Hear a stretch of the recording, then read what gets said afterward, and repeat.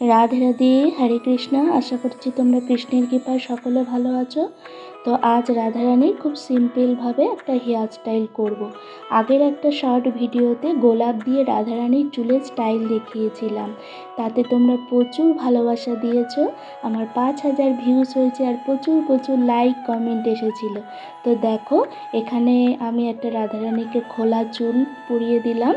তো যখন রাধারানী মা লক্ষ্মীর রূপে সাজিয়েছিলাম তখন এই হেয়ারটার মধ্যে সিঁদুরটা লাগানো ছিল।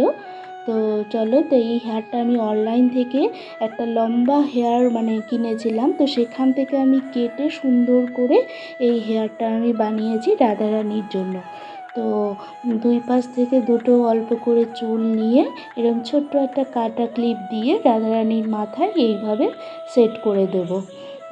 আর একটা দেখো, ছোট্ট একটা আমি বেনুনি করে রেখেছিলাম আলাদা করে, সেটাও ঠিক এইভাবে মাথার উপরে কাটা ক্লিপ দিয়ে আটকে দেব।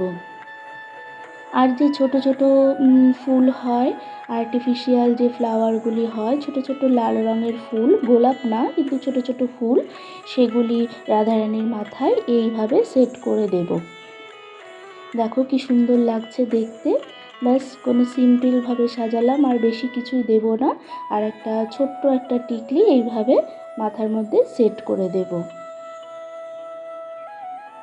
আর এই চন্দ্রিকাটা আমি নতুন বানিয়েছি রাধারানীর জন্য, এটাও ঠিক মাথার মধ্যে এইভাবে সেট করে দেব।